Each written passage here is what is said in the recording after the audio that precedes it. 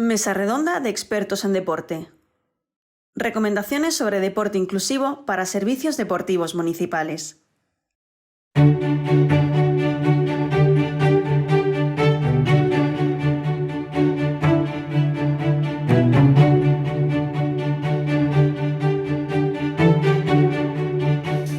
Saludos, hoy vamos a hablar de deporte inclusivo. Es de sobra conocido el impacto positivo de la actividad física en la calidad de vida de aquellas personas que lo practican, con beneficios en su bienestar físico, emocional, en la construcción de relaciones sociales. Si bien el derecho al deporte está reconocido por la Constitución española en el artículo 43 y por la ONU en la Convención de los Derechos de las Personas con Discapacidad en su artículo número 30, aún queda mucho por recorrer para que se convierta en una realidad para el colectivo de personas con discapacidad. Hoy reunimos en este plató a expertos del deporte y la actividad física del panorama nacional, provincial y local para que nos trasladen las dificultades y las claves de la inclusión de personas con discapacidad en los servicios deportivos de las entidades locales. Esta propuesta forma parte del marco de una guía de recomendaciones sobre deporte inclusivo para servicios de los municipios de Almería, que la excelentísima Diputación Provincial edita con la colaboración de la asociación A Toda Vela, referente en ocio inclusivo a nivel nacional y provincial. Hoy me acompañan, por un lado, Emilia Paunica. Ella es atleta máster y entrenadora de atletismo almeriense, nacida en Rumanía con prácticas en entrenar a colectivos con discapacidad. Muy buenas tardes, Emilia. Buenas tardes. Bienvenida. Nos acompaña también en conexión telemática Fabián Sainz Modinos. Él es psicólogo general sanitario y deportivo del Instituto Universitario de Integración en la Comunidad, INICO, de la Universidad de Salamanca. Creo que lo tenemos por aquí. Aquí está Fabián. Muy buenas tardes. Buenas tardes. También me acompaña en el estudio Diego Gutiérrez Morales, técnico en actividades deportivas de la Diputación Provincial de Almería y responsable del proyecto Discapacidad y Deporte. Buenas tardes. Buenas tardes, bienvenido. Y por último, también en conexión telemática está con nosotros Beatriz Vega Sagredo. Ella es responsable de ocio y familias de plena inclusión y la tenemos también, aquí está con nosotros. Muy buenas tardes y bienvenida. Buenas tardes, muchas gracias. Bueno, pues si os parece vamos a empezar ya. Y a mí la primera pregunta que me surge es ¿por qué la Diputación de Almería apuesta por esta guía? ¿A qué necesidades va a dar respuesta? Durante el periodo de la pandemia, el Servicio de Deportes de la Diputación de Almería organizó diferentes mesas temáticas de interés. En una de esas mesas participativas surgió la propuesta de elaborar una guía o manual de recomendaciones sobre buenas prácticas en deporte inclusivo. ¿El por qué la Diputación apoya esta iniciativa? Pues era una cosa que ya estábamos trabajando y es una apuesta firme y un compromiso que alcanzamos en esa mesa, por lo tanto nos vimos obligados para colaborar y apoyar a las entidades, que en este caso es la Asociación A Toda Vela la que abandera este manual, y aparte nosotros creemos que esto es una herramienta fundamental para promover que el deporte es un eje vertebrador de cohesión social de toda la provincia de Almería y a la misma vez una herramienta que va a servir a todas las entidades, tanto del ámbito asociativo como del deportivo y las propias entidades locales de la provincia. Va a ser una herramienta que le guíe por un camino a recorrer para que esta inclusión en el deporte y la práctica deportiva inclusiva pues a corto o medio plazo sea una realidad. No sé, Fabián, Beatriz, Emilia, ¿cómo veis la edición de esta guía vosotros? Beatriz, por ejemplo. A ver, no te escuchamos, Beatriz. No sé si has silenciado el micrófono. Sí. Perfecto. Sí, perdonad.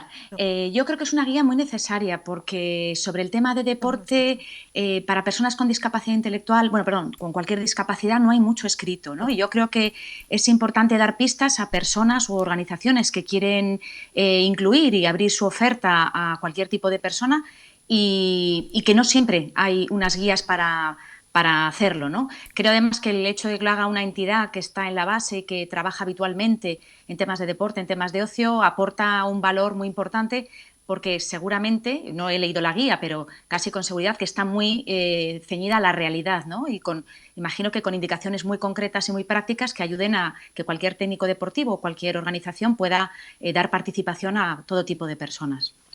Fabián.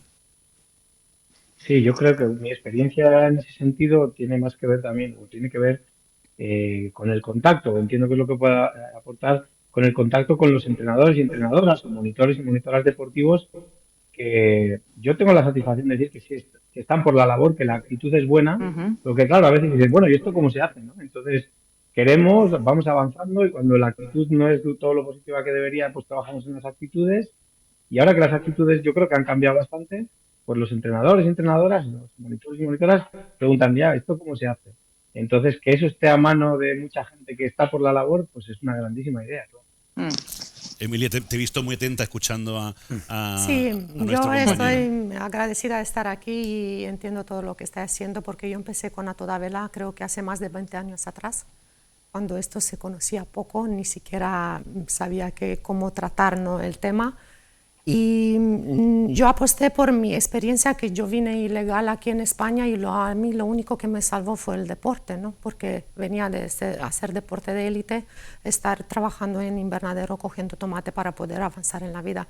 Y el único que me despejaba la mente para no bloquearme y venirme abajo fue el deporte. Entonces llegué en Almería y empecé a buscar trabajo y encontré este trabajo, trabajar con los niños en A Toda Vela. Fue muy gratificante porque estaba transmitiendo toda mi experiencia y creo que la Diputación se ha puesto para hacer una guía, es orientar a los entrenadores cómo trabajar con estas personas. Yo estoy ahora en salud mental con FAISEM, incluyete a través de la universidad, y creo que necesitamos visibilidad y necesitamos apoyo de las instituciones para poder entender que la sociedad nos necesita. A día de hoy, ¿qué opciones tienen las personas con discapacidad para poder practicar deporte y actividad física? Fabián, ya que tenemos aquí en pantalla, ¿cuáles son las opciones que tiene el colectivo? Vale, yo creo que es un momento, me tenéis que disculpar, no he podido escuchar a Emilia, no he querido interrumpir, pero no he podido escuchar por si solapamos o por cualquier cosa, cosas del directo. Bueno, no hay problema. Bueno, yo creo que es un mundo que está evolucionando muchísimo. Parte de mi actividad tiene que ver con un máster, un programa de máster que organiza el INICO en colaboración con Plena Inclusión, y me ha tocado a veces tutorizar trabajos de fin de máster, y hay muchas iniciativas, y a mí eso me hace pensar, muchas, bueno, igual es por ser optimista, pero bueno, hay iniciativas, ¿no? Y entonces, cada vez más las personas van accediendo a entornos normalizados de la comunidad, donde practica ejercicio y deporte todo el mundo, pero sí creo que todavía hay un límite, ¿no? Y es que la participación a veces es dependiendo de la actividad, pero va siendo, y encima es consciente que el esfuerzo es de muchas personas, de muchas entidades, pero todavía yo diría que hay más deporte o más ejercicio que se practica en los mismos sitios que el resto de la población, pero no con el resto de la población. Y yo creo que es un poquito la frontera, ¿no? Es decir, está bien hacer en los mismos sitios, está muy bien, además ahí se producen cosas que son muy interesantes, que ves a personas con cualquier tipo de discapacidad haciendo cosas y entonces te convences porque te hace falta verlo para creerlo y a veces la gente piensa que no y cuando ve que sí, pues cambia de actitud y está muy bien. Pero yo creo que la frontera que tenemos por delante y lo que no se ve tanto es personas con discapacidad haciendo deporte con personas sin discapacidad. Sí que yo creo que hay un matiz y es también el tipo de actividad, ¿no? El ejercicio físico tipo una clase de pilates, un entrenamiento de gimnasio, es más fácil. Cuando hablamos ya de, pues yo qué sé, de deportes de equipo o de competición, la cosa cambia, ¿no? Luego, claro, hay tantísima variedad, por la tantísima variedad que hay de tipos de deporte, individuales, de equipos más, o ejercicios más de forma física, deportes más competitivos, que hay un mundo para ver, ¿no? De variedades. Pero lo cierto es que se está avanzando mucho, pero nos queda esa frontera del hacer deporte todos juntos. Beatriz, que te escuchamos asentir las palabras de Fabián. Sí, lo que dice Fabián tiene toda la razón. Claro, cuando hablamos con personas con discapacidad, normalmente se puede decir como que hay tres escenarios, ¿no? Que son lo que ha descrito Fabián. Uno es el inclusivo, es decir, que cualquier persona pueda participar en la actividad deportiva que hay. Luego hay un deporte adaptado, ¿no? Un deporte con unas reglas específicas que se hacen en unos, con unos materiales a veces específicos, que es para que personas con discapacidad puedan hacer deporte y el equipo es solo de personas con discapacidad. Y luego hay, digamos, unos programas mixtos, ¿no? En el que personas o deportistas con y sin discapacidad realizan el deporte juntos, ¿no? A lo mejor no, pues a veces equipos de fútbol que están mitad deportistas con discapacidad y otros sin discapacidad. Entonces, estas tres opciones no son excluyentes. Es decir, una persona, yo tengo un amigo, por ejemplo, que hacía judo en el polideportivo de su barrio y luego hacía hockey adaptado en el centro escolar al que acudía, ¿no? Entonces, las personas con discapacidad tienen estas tres opciones. Lo ideal, yo comparto con Fabián, es que podamos compartir no solo los espacios, sino hacerlo juntos, ¿no? Que si yo voy a la piscina pueda nadar en el mismo carril que una persona sin discapacidad, porque yo creo que esto va a ser muy positivo para todas las personas, ¿no? Y que nos abre a conocer y a interactuar con personas que tienen muchos valores que nosotros muchas veces desconocemos. Eso es lo que hace real la palabra inclusiva, evidentemente. Emilia, yo desde este punto de vista voy a decir de lo que estamos haciendo ahora con Inclúyete a través de la universidad, que estamos, y a toda vela también está con nosotros, estamos entrenando en el mismo estadio donde hay usuario, en el estadio Emilio Campra, estamos todos juntos, cada uno pues, con su partera, ¿no? Y incluso a partir, no que hacemos pesa, es que estamos haciendo todas las disciplinas del atletismo. Entonces, todo fluye porque como lo estamos transmitiendo con tanto amor y calor, como si fuera una persona normal, ellos se están adaptando, evidentemente. El trabajo es un poco más, no tan técnico, pero incluso podemos competir en campeonatos, por ejemplo, en atletismo se puede competir. No hay ninguna mínima, estamos hablando más de máster, ¿no? Porque todo lo que usuario que tenemos son más mayores, aprenden todas las disciplinas, salto de longitud, peso, y para mí es sorprendente porque desde hace 8 años que trabajamos en el estadio, tanto en el Emilio Campra como antes del confinamiento trabajamos en el Mediterráneo, pues tuvimos todas las facilidades de poder hacer todas las pruebas y sin ningún problema, en ningún caso raro, todo adaptado a ellos. El problema que más encontramos es que necesitamos entrenadores que no tengan miedo a esta estima de trabajar con ellos, porque son normales, o sea, en el punto de vista al trato del deporte. Yo considero el deporte y para mí también como una vitamina, una liberación que vienen, incluso a mí me esperan con 1 hora antes la puerta del estadio con la gana de entrenar. Qué bien.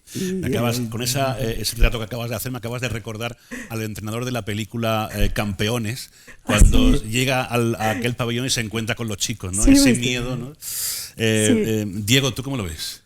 Pues mira, no voy a redundar en lo que ya han hablado los compañeros porque tienen toda la razón del mundo.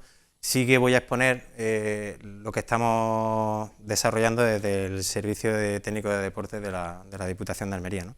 Nosotros ponemos en marcha, como cada año, una edición del proyecto de Discapacidad y Deporte. Como hemos comentado antes, este servicio es un servicio deportivo provincial que lo que hace es promover y fomentar la práctica del deporte entre el colectivo de personas con discapacidad intelectual. Aparte de esta oferta deportiva, pues pueden hacerlo en clubes que trabajan de forma específica con personas con discapacidad, que en Almería creo que hay 5 que son de PODAP, no sé si los conoces, el Club Deportivo San Marcos, Club Polideportivo Carriles, Adera Fenicia y Adera Romana, o otros clubes de deporte convencional, como por ejemplo puede ser el tuyo, ¿no? Sí, Rugby también que trabajan de la mano con entidades del tejido asociativo. Y a pesar de todo esto, ¿por qué el deporte inclusivo aún no es una realidad? ¿Por qué no lo tenemos aceptado al 100%, Emilia, por ejemplo? No, yo creo que por mi experiencia no se ha difundido. Estábamos trabajando cada uno en su nicho y creo que no nos unimos en final para poder darle más visibilidad. Creo que lo importante es darle visibilidad a través de las entidades públicas, como lo están haciendo ahora la Diputación, y preparar entrenadores. Entonces, un equipo, por ejemplo, en mi grupo, pues necesitamos quizás becarios que pueden estar con nosotros para hacer mediciones. Es como un equipo de fútbol que necesita un fisioterapeuta, uno que recoge los balones, pues nosotros también gente que no tenga miedo, incluso de la universidad, que vea la práctica directamente sobre el terreno, que es donde sientes, ¿no?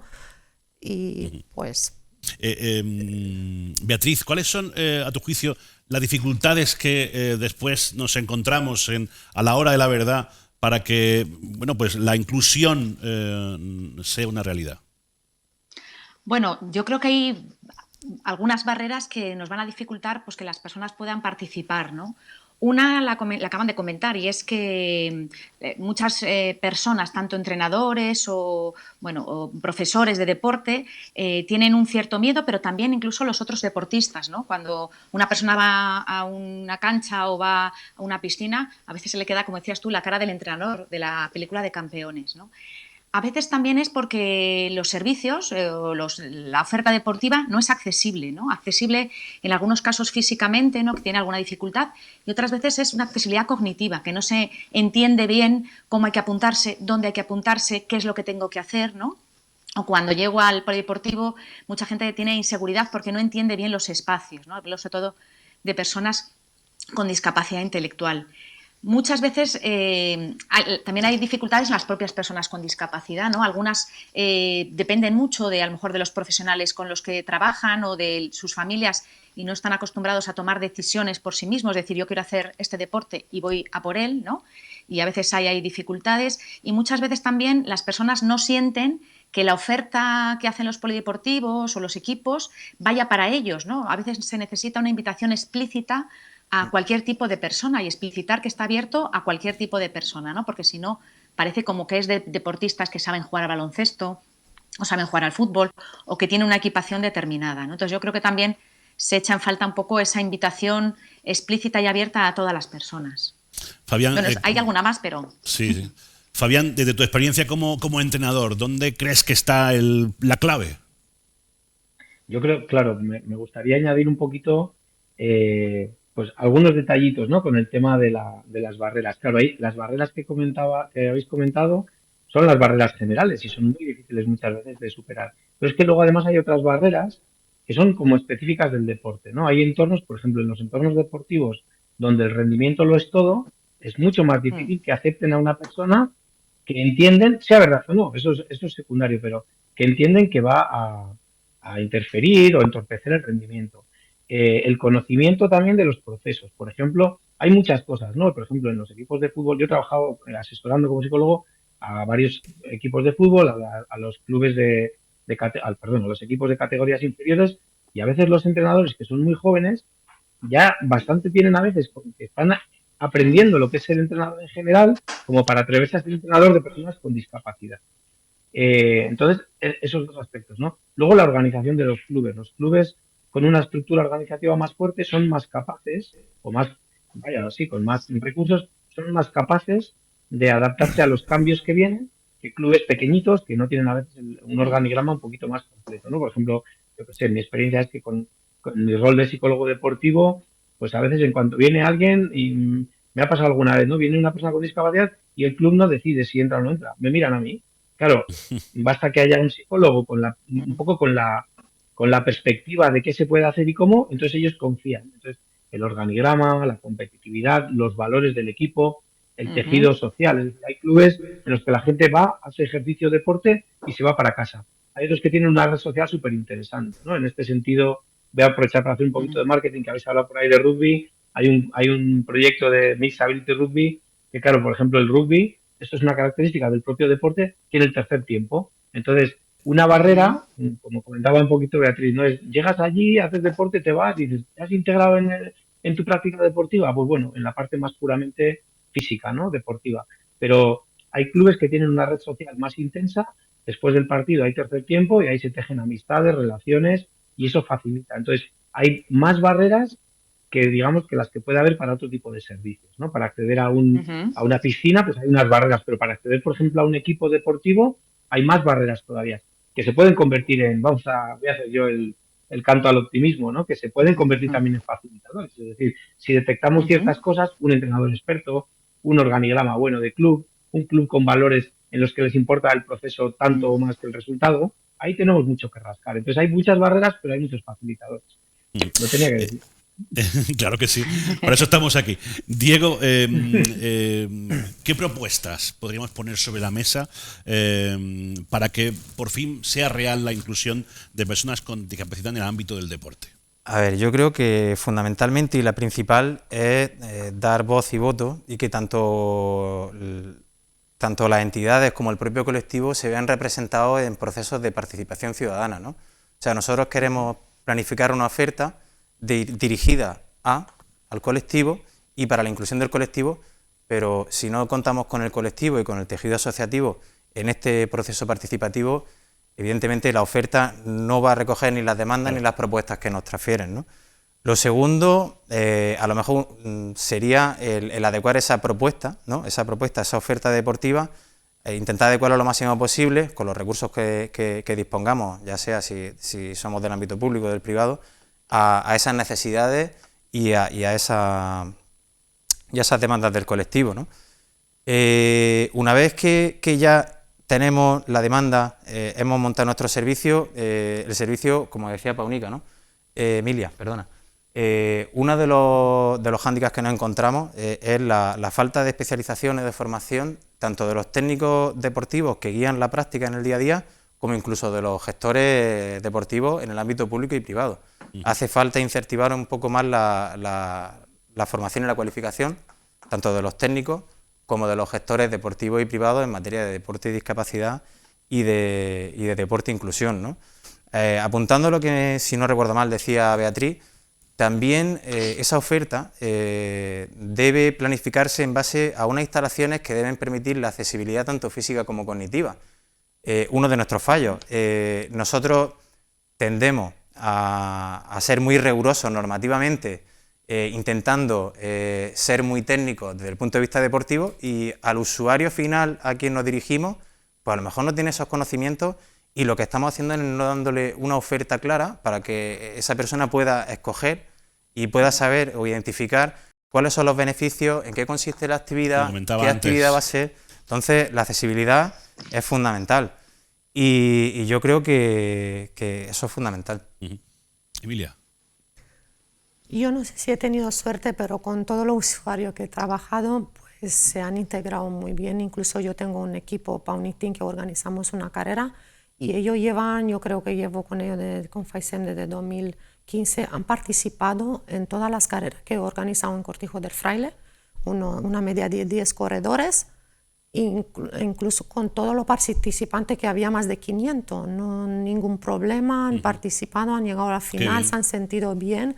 Al principio, cuando empezamos a entrenar, claro, todos tienen rechazo, que no son capaces de hacerlo, que no van a hacerlo, que no van a poder concluir la prueba, pero como van avanzando, es la práctica diariamente, o por lo menos que tenga, como nosotros casi un año nos vemos varias veces a la semana, para que ellos tengan confianza que lo pueden hacer. Incluso hemos participado en Huércal de Almería en la carrera de los disfraces con todos, o sea, ha sido impresionante pues la participación que tienen. Senderismo con vosotros van casi todos los fines de semana.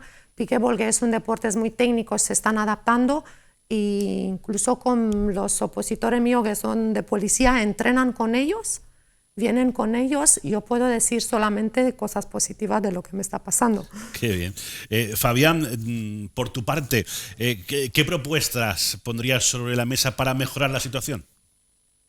Bueno, yo creo que hay una parte que es la formación de los profesionales y los técnicos, Sí, ¿no? todos. Hay un libro blanco del deporte hecho por la Unión Europea, que es, bueno, pues como declaración de intenciones, y habla de la necesidad de que todos los entrenadores, y que ahora mismo esto está muy reglado, ¿no? La formación de entrenadores y entrenadoras deportivos incluya el cómo atender a la diversidad.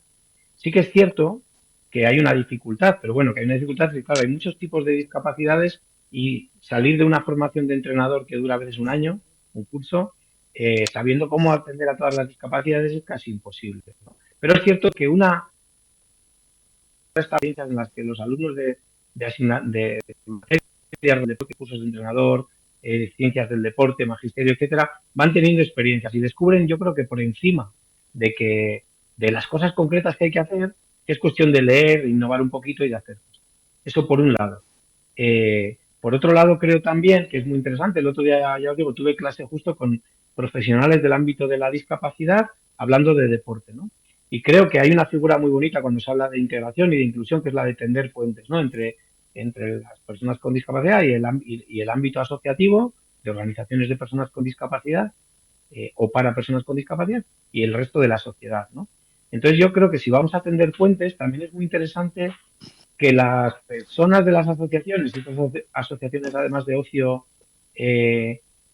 para personas con discapacidad son súper especialistas en esto, ¿no? Que las asociaciones a veces le digan a las entidades deportivas, oye, si un día tenéis a una persona con discapacidad que quiere practicar vuestro deporte, vuestra actividad, y no tenéis claro cómo, avisarnos que aquí estamos, ¿no? Entonces yo creo que también eso, por ejemplo, les da mucha tranquilidad y les hace ser mucho más valientes. Y creo que, por ejemplo, ese puente, que está tendido, pero que habrá que tender un montón más de puentes, pues tantos como barreras hay a todo esto, creo que hace que facilita mucho las cosas. De hecho, muchos ejemplos de donde se inicia el deporte inclusivo es algún profesional del ámbito de la discapacidad que practica algún deporte y se anima, ¿no? Entonces, yo creo que establecer ese puente, hacerlo de manera formal y de manera estratégica es importantísimo. Y esta guía de la que estamos hablando, desde luego, es un tipo de puente. Beatriz, rápidamente, porque nos estamos quedando sin tiempo. ¿Cuáles serían tus propuestas? Tú además trabajas con colectivos con discapacidad intelectual. Desde ese punto de vista, ¿cuáles serían tus propuestas? Bueno, yo comparto las propuestas que han hecho el resto de la mesa. Yo hay una propuesta concreta que sí que haría, y la digo brevemente. El deporte, por ejemplo, de mujeres adultas en la población en general es más escaso que a lo mejor el de hombres, ¿no? Y en el caso de las mujeres con discapacidad adultas, la oferta es menor. Y también tiene que haber un trabajo especial para animarlas y ayudarlas a que puedan desarrollar el deporte que quieran. Yo habría mencionado determinados colectivos dentro de la discapacidad que tienen más difícil el acceso. Hemos hablado al principio, y creo que todos lo tenemos claro, ¿no?, de las ventajas que tiene el deporte en las personas con discapacidad, pero ¿qué ventajas ofrece a la sociedad, a la comunidad, el deporte inclusivo? Ya que tengo por aquí, Beatriz. Pues mira, te da muchas sorpresas, porque tú crees que las cosas son de una manera y se hacen de una manera y te puedes sorprender cómo otras personas viven el deporte, ejecutan el deporte y luego tienes la posibilidad de entrar en relación con personas muy diversas que aportan mucho y que pueden aportar mucho a la vida de cualquier ciudadano o deportista. Fabián. Sí, yo en este proyecto del que os hablaba, del Mixability Rugby, está teniendo la verdad es que mucho recorrido organizacional.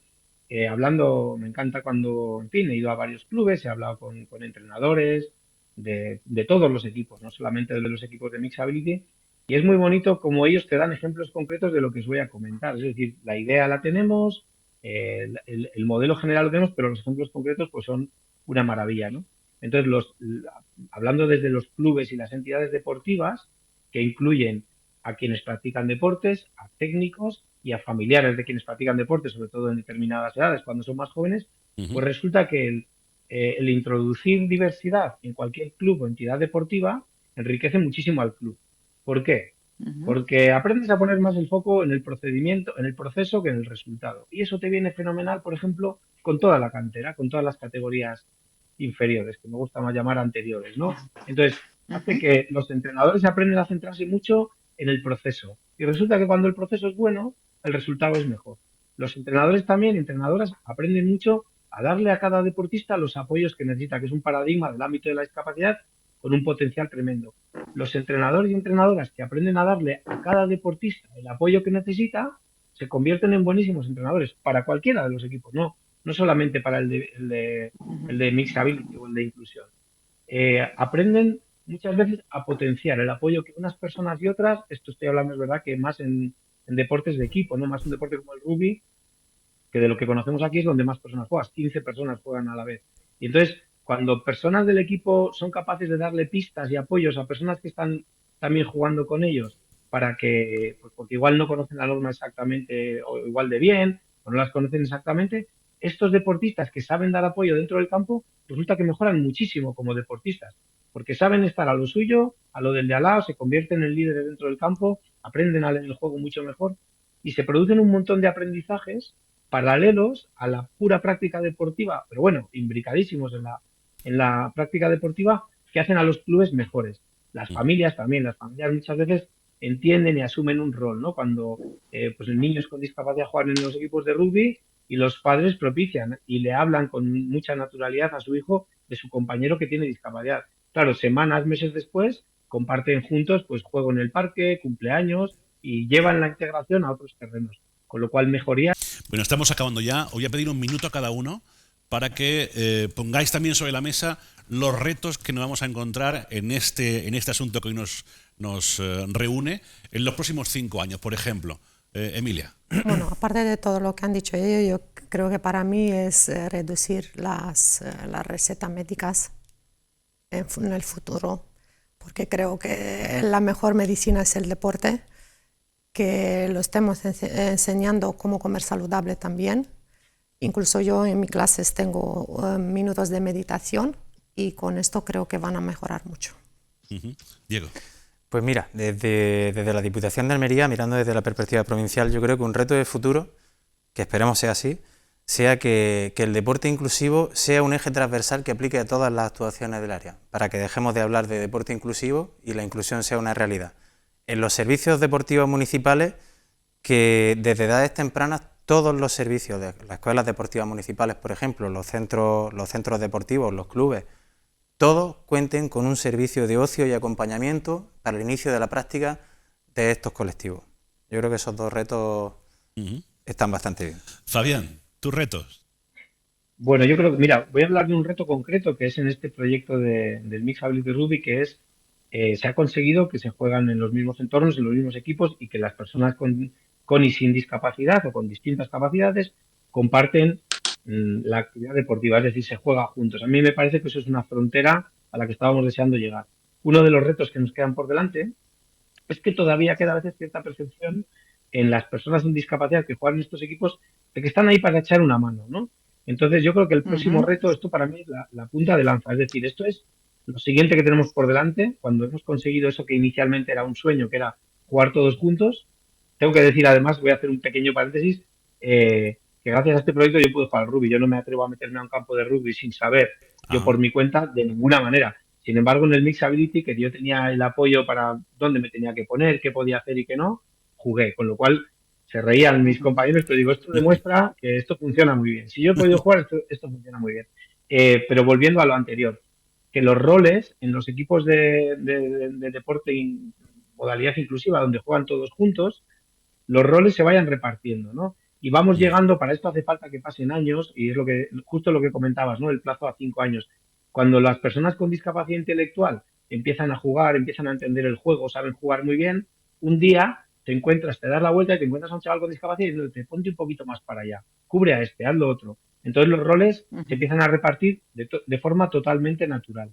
Y eso yo tengo muchas ganas de verlo. Ya lo veo en equipos maduros, pero tengo muchas ganas de verlo pues por todas partes. Qué bien.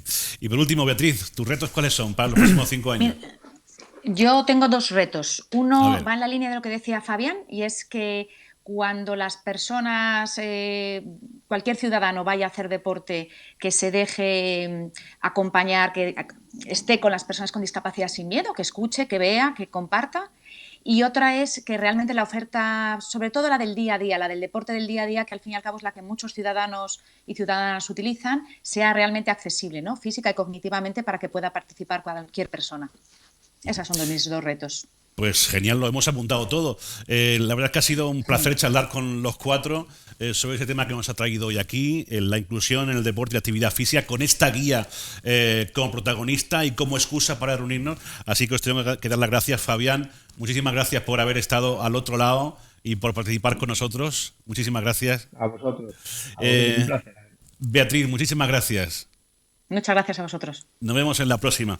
Emilia, gracias. Gracias a vosotros. Un placer como siempre. Y Diego, muchísimas gracias. Muchas gracias a vosotros. Hasta la próxima. Y nada, nos vemos dentro de 5 años para ver si esos retos que acabamos de poner sobre la mesa se han cumplido o no. Lo que sí haremos desde aquí es abogar por la inclusión en el deporte y la actividad física.